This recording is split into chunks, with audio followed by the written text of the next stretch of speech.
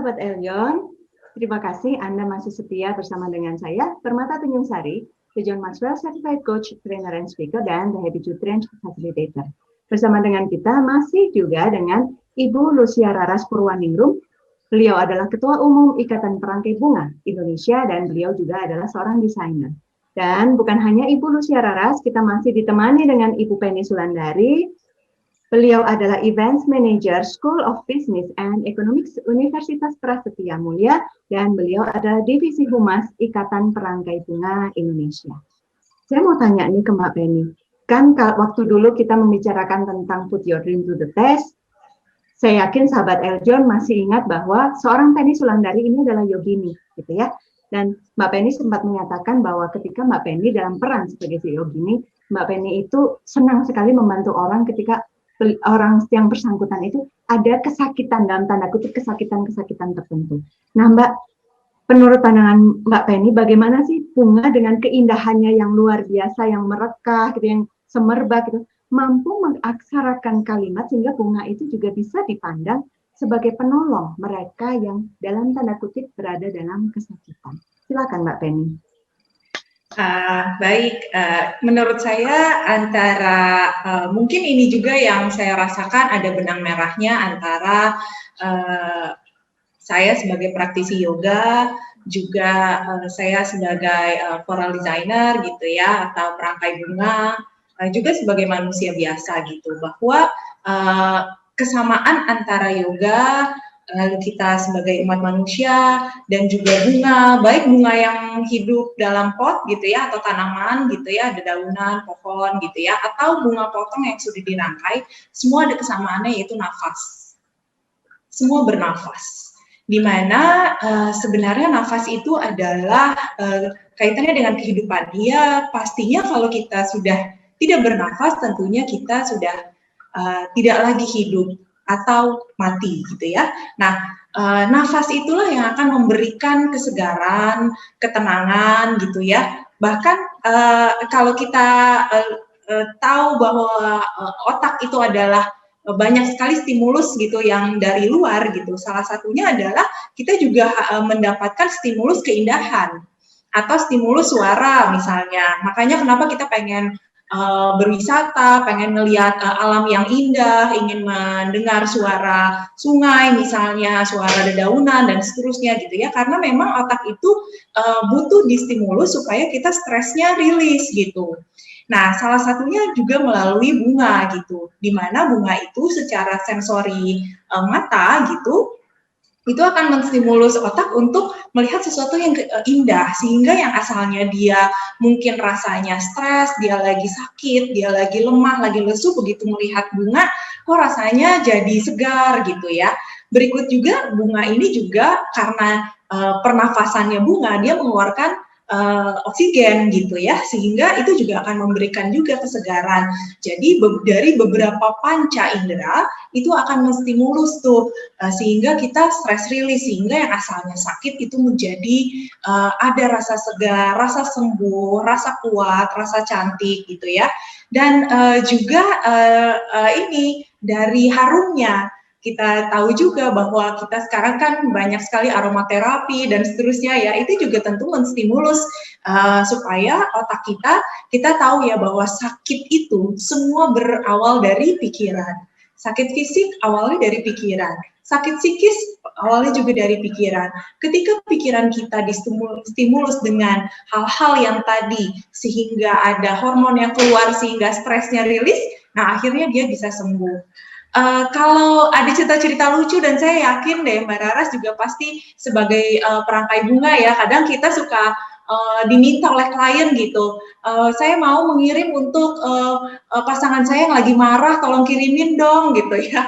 Itu juga ternyata setelah kita, jadi moment of truth-nya kalau kita dapat message dari klien itu akhirnya istri saya nggak marah lagi gitu. Akhirnya yang asalnya kurang harmonis jadi lebih harmonis. Atau misalnya ada satu di pernikahan yang mereka itu datang ke kita dengan, aduh budget kita tuh nggak ada sama sekali, pokoknya sedikit deh, gimana ya caranya, tolong dibantu. Tapi ketika kita merangkai dengan sepenuh hati bahwa Tuhan hadir di situ, akhirnya itu mereka kayak ngerasa, ih nggak nyangka deh dengan budget segini, ternyata itu kayak mewah dan itu sangat berkesan gitu.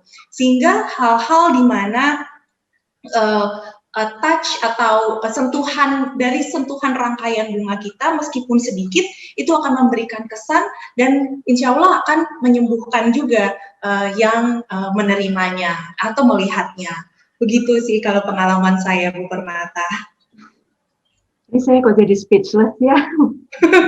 Ini tuh bingung saya sama Mbak Penny, ini luar biasa banget ya. Tapi berani loh Mbak Penny tadi ngomong Yogini, floral designer, kemudian manusia biasa. Tetap ya rendah hatinya dibawa terus gitu ya. Padahal sebetulnya luar biasa, tapi rendah hatinya luar biasa tetap dibawa kemana-mana. Saya belajarnya dari Bu Raras juga kok, Bu Raras sebagai guru saya juga. Dan sebagai perangkai saya tambahkan nggak apa-apa ya Bu. Boleh, silakan. Kadang sebagai perangkai juga sakit loh, tidak hanya yang menerima yang sakit. Kita juga sebagai perangkai umat manusia, manusia itu mau bagaimanapun pastilah ada stres, ada sakit fisik dan seterusnya. Tapi dengan merangkai kita fokus, kita ada di present moment, disitulah kita stress release. Disitulah kita menjadi meditatif, akhirnya habis ngerangkai bunga, terus kita kayak seger, kayak healing gitu sih. Jadi bukan hanya untuk yang menerima, tapi si perangkaiannya juga. Ini menarik loh ya, tadi kalau sahabat Eljon amati, kita sama-sama lihat tadi seorang Penny Sulandari menyatakan bahwa sebagai yogini kemudian berkaitan dengan floral designer dan kemudian manusia biasa, ini ada satu kesamaan yang dikatakan adalah bahwa kita semua adalah manusia yang bernafas. Kita semua adalah bernafas gitu ya. Dan itu yang memberikan nafas kehidupan. Dan kemudian ada satu yang menarik di dalam pikiran saya, yaitu otak itu distimulus dengan keindahan. Dan ada satu kalimat juga yang memperkuat pemikiran saya tadi. Mbak Penny selalu ada mengatakan tadi begini nih, Tuhan hadir di situ sehingga kita bisa melakukan segala hal dengan sepenuh hati. Di situ ada sebuah jawaban ya, kalau kita membiarkan dan mengizinkan lebih tepatnya Tuhan itu hadir dalam kehidupan kita, sebetulnya apapun jadi lebih ringan untuk kita jalani karena kita menjalaninya dengan sepenuh hati. Kira-kira gitu ya Mbak Penny ya? Oke. Nah, tadi ini saya dengar ada bocoran. Ada muri-muri gitu, bisa dijelaskan? Silakan siapa yang mau menjelaskan, Mbak Raraska, Mbak Penika? Kayaknya Mbak Penny dulu, Bu Raras dulu yang bagaimana mengapa ide muri itu tercetus. Silakan Mbak Raras. Ini ada gosip-gosip, bukan gosip lah ya, ini fakta yang indah. Fakta. Itu ada muri-muri, tolong dijelasin dong Mbak. Silakan Mbak. Jadi ini berawal dari kurang dari seminggu pada saat 17 Agustus gitu. Ini kita lagi meeting sebetulnya untuk sebuah acara membuat desain bersama gitu. Sama-sama floral designer, kami sedang duduk bersama kira-kira mungkin 5-6 orang. Seminggu sebelum tanggal 17. Lalu kita bertanya apa yang kita bisa berikan. Tanggal 17 Agustus ini kan kita dalam keadaan pandemi, kita harus di rumah saja, lomba-lomba tidak bisa, demonstrasi merangkai bunga, bikin festival nggak bisa gitu. Lalu apakah kita akan diam saja gitu? Enggak, kita harus bangkit gitu. Caranya gimana? Apa yang bisa kita berikan untuk merayakan hari kemerdekaan, untuk mensyukuri kemerdekaan yang kita berikan ini? Kemudian satu orang beride gitu ya, teman kami, ya udah kita lakukan demo dengan 20 orang gitu. Lalu kemudian kita brainstorm satu dengan lain, akhirnya tercetuslah 17 jam merangkai bunga nonstop melalui kanal YouTube, lalu dengan 8 host dengan melibatkan 45 perangkai di seluruh Indonesia, dari mulai Aceh, hingga Ambon kemarin. Nah, ini luar biasa sekali karena kita berjuang selama 17 jam supaya tidak putus. Kita yang masih baru belajar digital dan teman-teman ternyata disambut hangat oleh seluruh perangkai bunga seluruh Indonesia. Kita semua merasa ini bukan hanya Indonesia bangkit berjuang melawan pandemi, tapi kita juga tidak mau kalah. Kita mau bangkit bahwa kita harus terus berkarya, bahwa ini tidak membuat kita berhenti gitu. Itu adalah sebuah momen di mana semua perangkai bunga bahu-membahu memberikan karya yang terbaik. Teman-teman bisa lihat di YouTube Ikatan Perangkai Bunga Indonesia bahwa teman-teman ini bayangkan mulai dari jam 5 pagi ada mulai demo kita mulai jam berapa ya Pen waktu itu ya, dari pagi mulai jam 7 kita live.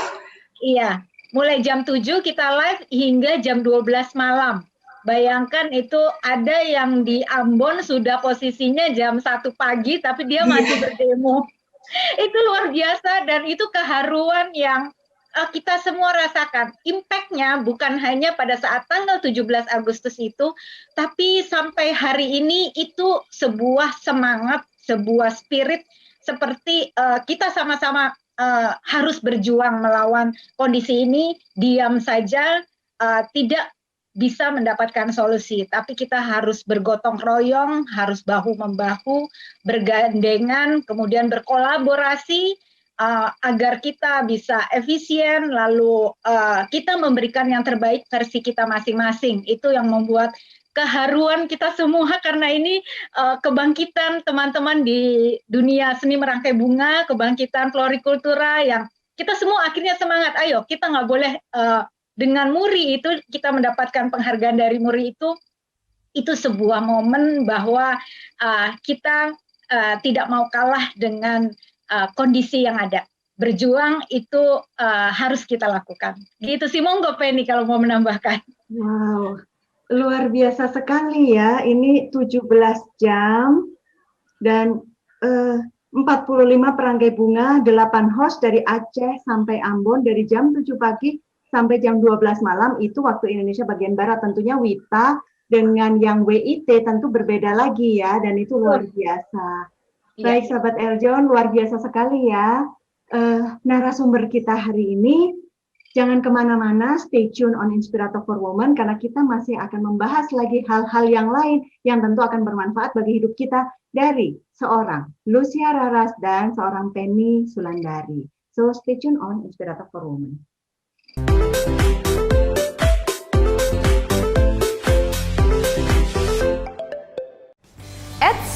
Sebelum nonton video yang selanjutnya, jangan lupa klik subscribe dan tombol lonceng untuk selalu mendapatkan notifikasi dari Eljon TV.